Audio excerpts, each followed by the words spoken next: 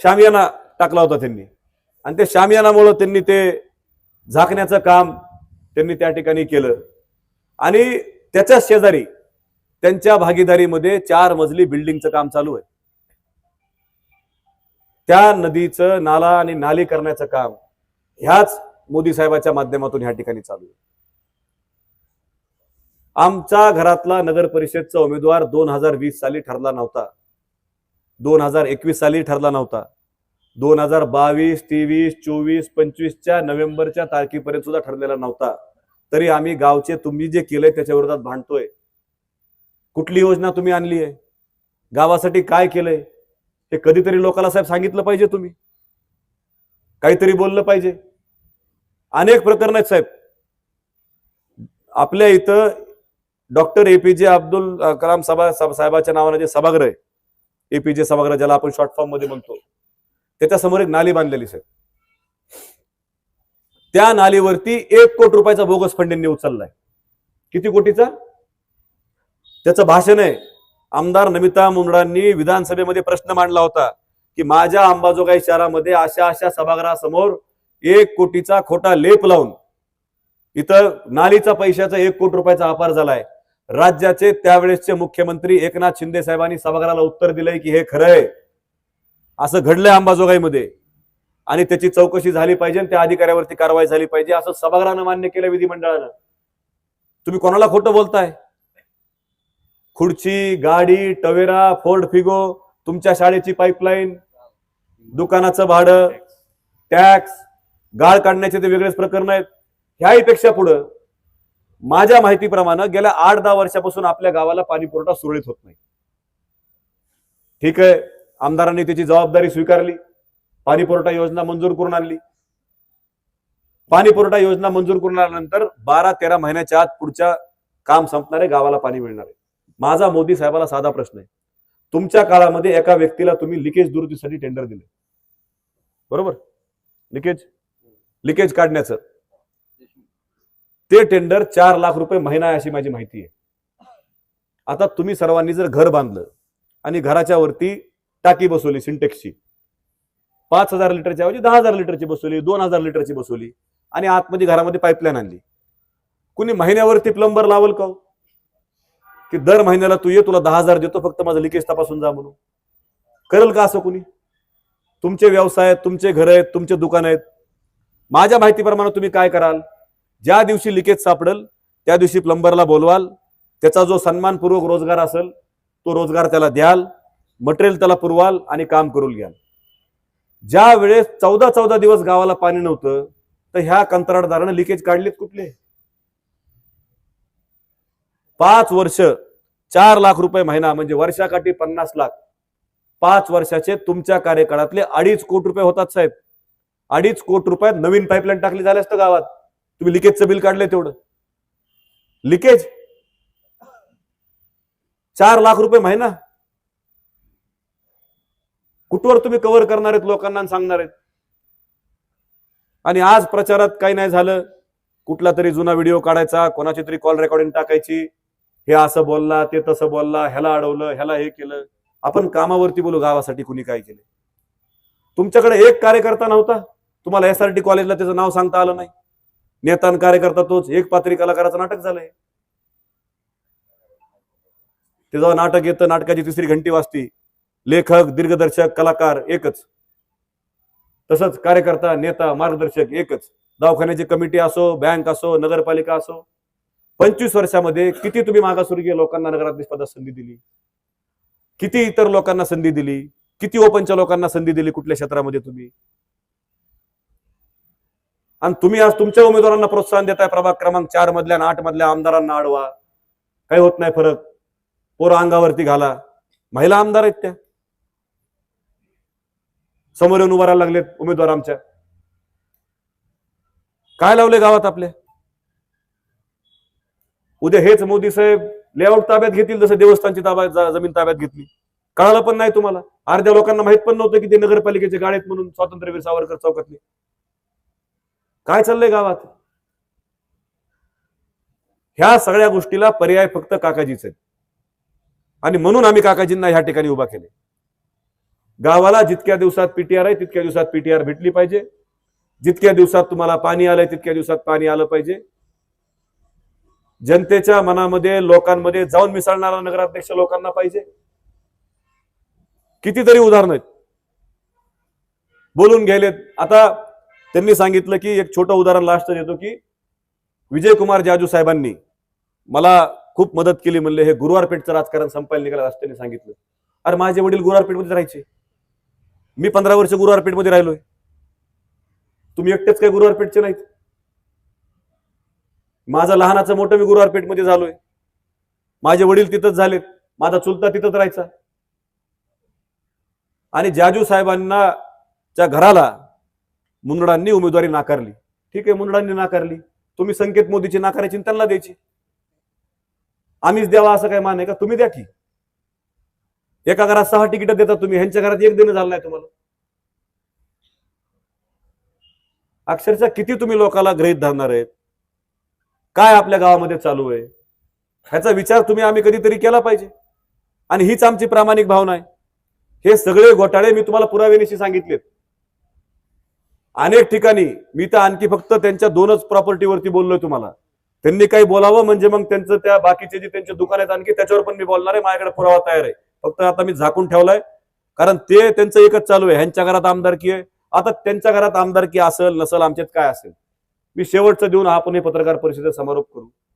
अजितदादा म्हणले की बारामतीच्या लोकांनी अजितदादावरती विश्वास टाकला आणि नगरपालिका अजितदादा ताब्यात दिली म्हणून गाव बदललं. आमदार नमिता मुंदडांनी गेल्या 4 वर्षामध्ये रस्ता आणला, गार्डन मंजूर केलं, पाणी आणलं. मग अजितदादा हे तिथले आमदार आहेत बारामतीचे. मग अजितदादा म्हणत असतील बारामतीचे आमदार असताना की नगरपालिका माझ्या ताब्यात द्या, मी बदल करतो, तर नमिता मुंदडा सुद्धा अंबेजोगाईचे आमदार आहेत. त्यांची पण राज्यामध्ये ह्या ठिकाणी सत्ता आहे. त्या पण तुम्हाला तेच सांगतात की जसं बारामतीचे लोक अजितदादाचं ऐकतात तसं अंबाजोगाईच्या लोकांनी नमिता मुंदडाचं ऐकावं, गावामध्ये परिवर्तन घडवावं आणि आंबेजोगाई शहर परिवर्तन जनविकास आघाडीचं नगराध्यक्ष नगरसेवक करावेत, हीच आमची मागणी आहे. आणि काही काही लोक त्यांच्या जवळचे कार्यकर्ते आमच्या लग्नाविषयी माझ्या आईच्या जातीविषयी बोलायला लागले. आता माझी आई मागासवर्गीयाची होती, मला अभिमान आहे ह्या गोष्टीचा. हो, विमलताई मागासवर्गीय समाजातल्या होत्या, ह्याचा मला अभिमान आहे. मी त्यांच्या पोटाला जन्माला आलो, एका मागासवर्गीय महिलेच्या पोटाला जन्माला आलो, ह्याचा मला सार्थ अभिमान आहे. आणि तुम्हाला त्या पुढे जात होत्या, त्या मंत्री झाल्या, तुम्हाला दाखवलं नाही. त्यांच्या आजारपणाच्या शेवटच्या इलेक्शनला पण तुम्ही टोकाचा विरोध केला. काँग्रेसची राष्ट्रवादीची युती असताना गमजा घालून तुम्ही समोरच्या पक्षाचा त्यावेळेस फिरलात. एक गावचं नेतृत्व त्यांच्या आयुष्याची शेवटची घटका मोदत असताना आपण त्यांचा रिस्पेक्ट करून सगळं राजकीय वैर विसरून एकमेकासोबत काम केलं पाहिजे. कधी काळी तुम्हाला नगराध्यक्ष करण्यामध्ये माझ्या वडिलाचा नाहीचा वाटा आहे. तुम्हाला सुद्धा, हो, माझं स्पष्ट म्हणणं आहे, मोदी साहेबांना सुद्धा नगराध्यक्ष करण्यामध्ये माझ्या वडिलांचा वाटा आहे. त्यांना खोटं वाटत असेल तर ह्याला साक्षीदार शांतीलाल सेठियाजी, प्रकाशजी सोलंकी आणि गिरधारी शेठ भराडिया ह्या तिघांना त्यांनी समोर घेऊन यावं, नाही म्हणून सांगावं. मी लहान होतो त्यावेळेस. काय आपल्या गावामध्ये चाललंय? ह्या वेळेस बदल आवश्यक आहे, परिवर्तन आवश्यक आहे. आणि त्या परिवर्तनाच्या भूमिकेनं आम्ही ही नगरपालिकेची निवडणूक लढवतोय. म्हणून माझी तुम्हाला विनंती आहे, ह्या सर्व गोष्टी पुराव्यानिशी मी तुम्हाला सादर केल्यात. तुम्हाला पत्रकार परिषद संपल्यानंतर हे पुरावे मी देतो आणि तुम्ही ते पुरावे पहा. त्या खुर्चीवाल्याचा नंबर देतो, त्या ऊर्जावाल्याचा, आणि कोणाची फोर्ड फिगो असेल तर मी 2 दिवस वापरणार आहे, प्रचाराला त्यात जाणार आहे. टवेरा गाडी असेल, फिगो असेल तर. हे काय लावलंय गावात? 4000 किलो नालीचा कचरा तुम्ही टवेरा गाडीत नेला. कोणाला खरं वाटेल? ट्रॅक्टर नाही, घंटा गाडी नाही, काय चाललंय? भरले का पाणीपट्टी? तुम्ही भरली असेल तर पावती दाखवा. असे अनेक प्रश्न आहेत माझ्या मनामध्ये आणि समोर आणि मांडताना. पण कुठंतरी आता आपण विकासावरती बोललं पाहिजे. आणि उद्याचं नेतृत्व गावचं, जर मला सांगा, अंबाजोगाईमध्ये 246 का कितीतरी नगरपालिकेचे इलेक्शन चालू आहेत आणि 50 काहीतरी नगरपंचायती आहेत. साहेब, 300 नगरपालिकेपेक्षा जास्त फंड आमदार नमिता मुंदडांनी आपल्या गावासाठी गेल्या 4 वर्षामध्ये आणलाय. तुम्ही गेले 10 वर्षापासून सत्तेत आहेत. तुमच्या घोटाळ्याला स्टे घेण्याशिवाय तुम्ही गावाला काय आणलंय? काय आणलंय 9 वर्षामध्ये? आणि कुणी सांगितलं की माणूस पदावरतीच लागतो फंड आणायला? काकाजींनी उपोषण केलं आंबेजोगाई. त्यावेळेस आम्ही नमिता म्हणून आमदार पण नव्हत्या. लोखंडीच्या हॉस्पिटलला कलर दिला गेला, यंत्रसामुग्री आणली गेली. त्यावेळेस काकाजीच्या घरात आमदारकी नव्हती. 6 दिवस काकाजी उपोषणाला बसले होते छत्रपती शिवाजी महाराज चौकात जे ऑफिस आहे आपल्या डेप्युटी कलेक्टर ऑफिस पाशी. असं या साहेबांनी आंदोलन कधी केलंय? ठीक आहे, उपोषणाला तुम्ही बसू नका, तुमची ती राजकीय भूमिका असेल. काय केलंय? आणि मला संपवण्याचा प्रयत्न करायलेत, मला हे करायलेत. आम्ही तुम्हाला संपवण्याचा प्रयत्न करत नाहीत, आम्ही आमचं गाव वाचवण्याचा प्रयत्न करायलो. आणि आमचा तो प्रामाणिक प्रयत्न आहे. आम्ही तुम्हाला धमकी दिलेली नाही, आम्ही तुमच्याविषयी वाईट बोलत नाहीत. तुम्ही अनेक वेळा मी लग्नात पुढे बसलेला असताना पाठीमागा हसत होतात आणि लहान लेकरासारखं तुम्ही कॉमेंट करत होतात. तुमचे कार्यकर्ते पण जुने इथं आहेत ना, ते सुद्धा हो म्हणतील की खरंय. एका महिला लोकप्रतिनिधीचा तुम्ही अनेक वेळेस अपमान केलाय. भाषणामध्ये शेवटला त्यांचं नाव घेतलंय मतदारसंघाच्या पहिल्या नागरिक असताना. का? तर महिला आहेत म्हणून, मागासवर्गीय लोकप्रतिनिधीत म्हणून. कितीतरी वेळेस तुम्ही कार्यक्रमाचा अध्यक्ष ह्या होत्या, उद्घाटक तुम्ही होतात. उद्घाटनाचं जर दीप प्रज्वलन करताना दीप प्रज्वलन केलं तर अनेक वेळा तुम्ही तुमचे सहकारी जास्त असले आणि आमदाराबरोबर कुणी नसलं तर तुम्ही मेणबत्ती तुमच्या सहकार्याकडे देण्याचं काम केलं, आमदाराच्या हातात दिली नाही. ही तुमची प्रवृत्ती. तुमच्यापेक्षा लेकराच्या वयाच्यात आम्ही. 37-38 वर्ष वय आमचं, 64-63 वर्ष वय तुमचं. असं वागवता तुम्ही आम्हाला? इकडे न्यायचे आपल्याला आंबेजोगाई.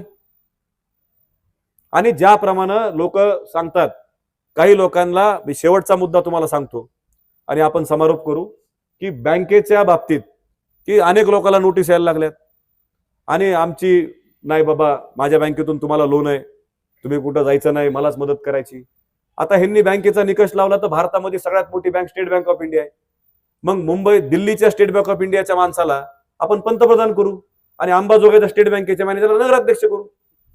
हा जर नियम लावला तर लोन तर ते पण वाटायलेत ना साहेब, डिपॉझिट तर त्यांच्याही बँकेत आहे. काय नियम लावायलात तुम्ही गावाला? तुम्ही तुमची बँक शाळा चांगलं चालवताय हे तुमच्या फायद्यासाठी. तुम्ही जे गावाचा वापर केलाय कचरा खोट्या गाड्यात उचलण्यासाठी, खुर्च्या चुकीच्या भावात उचलण्यासाठी, त्याची ही निवडणूक आहे. तुमच्या बँकेची निवडणूक नाही. तुमच्या बँकेची निवडणुकीत आम्हाला 1 रुपयाचा इंटरेस्ट नाही. की तुमची बँक आहे, तुम्हीच चांगली चालवा. आम्हाला गावाबद्दल बोलायचंय. आणि असा कुठला नियम आहे की ज्याला बँक चालवता येते त्याला शहर सुद्धा चांगलं चालवता येते? दिलं 25 वर्ष, बघितलं. योगेश्वरी देवल कमिटीला साहेब उपाध्यक्ष होते, मी उपाध्यक्ष व्हायच्या आधी. आम्ही नगरपालिकेच्या गार्डनच्या अलीकडं 5 कोटी रुपयाचा फंड आमदारांनी आणला. आम्ही त्यांना निमंत्रण दिलं, कार्यक्रमाला आले नाहीत. त्यांचे ते मेंबर आहेत सगळे, मी आणि सारंग पुजारी आणि गिरधारी भराडे यांनी ऑफिसला जाऊन निमंत्रण दिलं की तुम्ही सगळे या. काय लहान बुद्धी तुमची? 5 कोटी रुपयाचं आमदारांनी काम आणलं तर तुम्ही येणार नाही उद्घाटनाला? एनओसी देणार नाही. आणि ज्या वेळेस देवल कमिटीची प्रक्रिया बदलण्याची सुरुवात झाली, माझी माहिती अशी आहे, त्याचाही कागद मी योग्य वेळी दाखवील, वकिलाची फीस सुद्धा ह्यांनी देवस्थानमधून भरलेली. वकिलाची फीस, अहो ज्या व्यक्ती 1500 रुपये भाडं जास्त म्हणू शकतो, जी व्यक्ती स्वतःच्या भांडणासाठी देवस्थानची वकिलाची फीस देऊ शकतो, तिथलं एक उदाहरण आहे. एका व्यक्तीला त्यांनी भक्ती निवास दिले. शेवटचं उदाहरण देतो, ह्यांच्या वृत्तीचं उदाहरण तुम्हाला देतो मी. मग आता तुम्हाला मी शेवटचं म्हणून 4थं उदाहरण दिलो, कारण आता ते झालं इतकं की पत्रकार परिषद सुद्धा ते आता त्याच्यावरती नेटफ्लिक्सची सिरीज सुरू करावं लागेल. पार्ट 1, पार्ट 2, पार्ट 3 असे